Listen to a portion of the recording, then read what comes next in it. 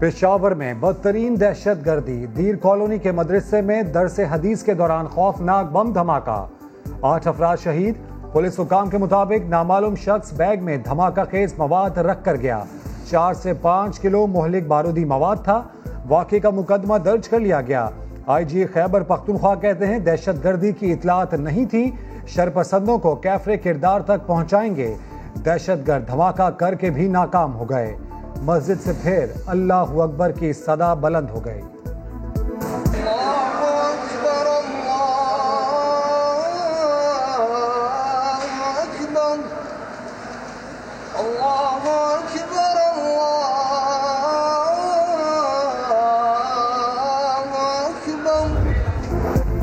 وزیر اعلیٰ خیبر پختونخوا کا شہداء کے لواحقین کے لیے 5 لاکھ اور زخمیوں کے لیے 2 لاکھ روپے کا اعلان۔ وفاقی کابینہ کی دھماکے کی شدید مذمت۔ وزیر اعلیٰ پنجاب مریم نواز، فضل الرحمان، بلاول بھٹو سمیت دیگر کی بھی مذمت۔ وزیر اعظم نے کہا بزدلانہ حملے کے ذمہ داروں کو قانون کی گرفت میں لائیں گے۔ حکومت اور حکومتی ادارے اگر ہمیں تحفظ فراہم نہیں کر سکتی تو میں تمام دینی مدارس سے اپیل کرتا ہوں کہ وہ اپنے مدرسے اور اپنے مدرسے کے اندر پڑھنے اور پڑھانے والوں کی سیکورٹی کا انتظام خود کریں۔ حکومت دہشت گردی ختم کرنے کے دعوے کر رہی ہے اور پشاور میں معصوم بچوں پر حملے ہو رہے ہیں۔ مولانا فضل الرحمان کی تنقید، کہا مدارس سیکورٹی کا انتظام خود کریں۔ احسن اقبال کا بھی شکوہ، کہا حکومت نے سیکورٹی اداروں کو سیاسی مخالفین کے پیچھے لگا دیا اور دہشت گردوں کی چاندی ہو گئی۔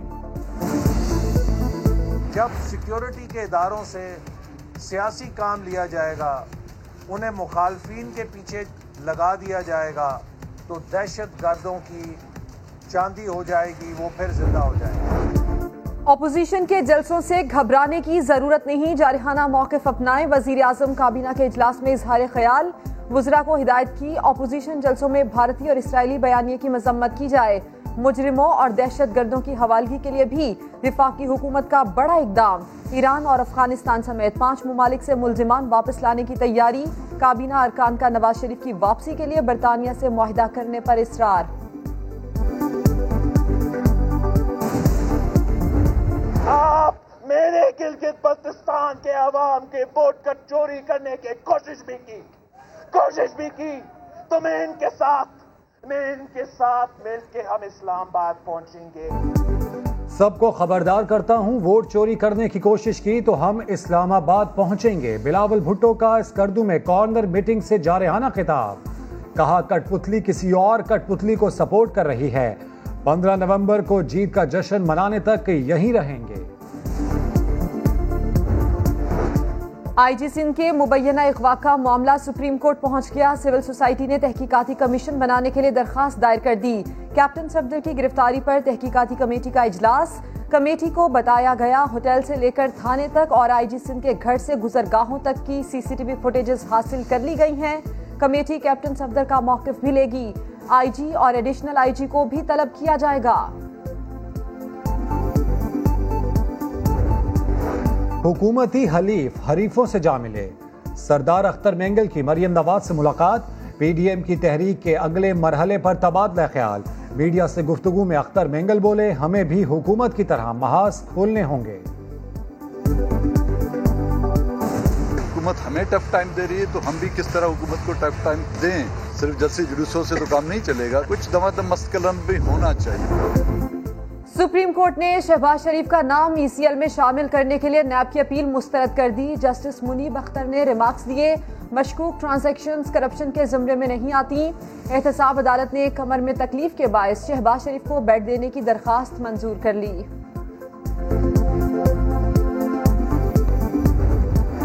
وزیر اعظم نے 120 نئی احتساب عدالتوں کے قیام کی منظوری دے دی۔ وزیر اعظم نے آسامیوں کی تشکیل اور فنڈز کی فوری فراہمی کا حکم دے دیا۔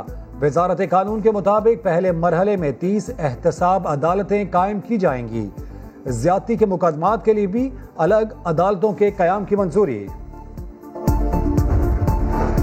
مہنگائی میں کمی تک چین سے نہیں بیٹھوں گا، وزیر اعظم عمران خان کا اعلان۔ وفاقی کابینہ کی بیٹھک میں وزراء نے مہنگائی کی دہائی دی، بیوروکریسی کو بے لگام قرار دیا۔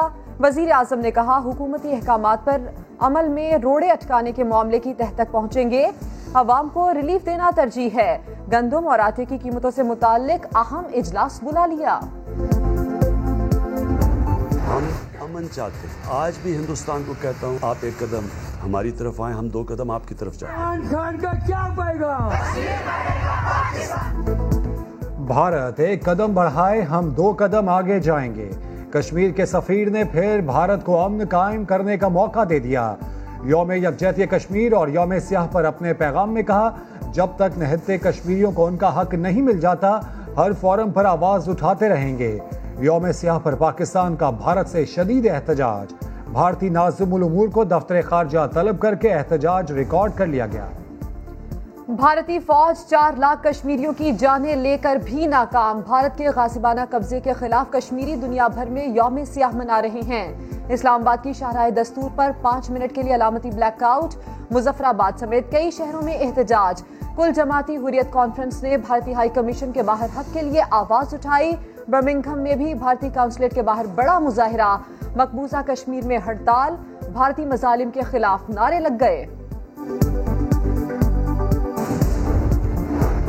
मोदी सरकार में करप्शन की गंगा बहने लगी, सभी हाथ धोने लगे। भारतीय chief of defence staff general Bipin Rawat भी करप्शन के खिलाफ बोल उठे। बदउनवानी को भारत की तरक्की में सबसे बड़ी रुकावट करार दे दी। नबी करीम की शान अक़दस में गुस्ताखी नाकाबिले बर्दाश्त और नाकाबिले कबूल है। विफाकी काबीना की गुस्ताखाना खाकों की शाद की शदीद मजम्मत।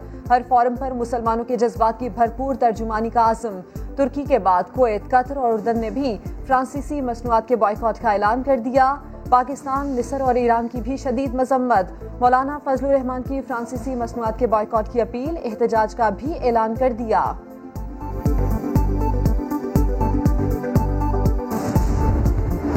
मोटरवे ज्यादती केस अहम मोड़ पर मुतासरा खातून ने मरकजी मुलजिम आबिद मलिक को कोट लखपत जेल में शनाख्त कर लिया। शनाख्ती परेड मजिस्ट्रेट की मौजूदगी में हुई।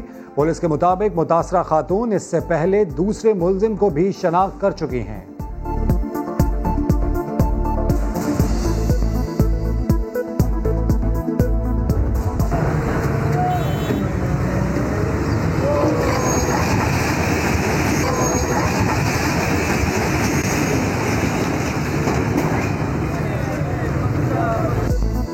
कराची में मस्कन चौरंगी धमाके से मुतासरा इमारत का एक हिस्सा मुकम्मल गिरा दिया गया। धमाके में 7 अफराद की जान गई थी।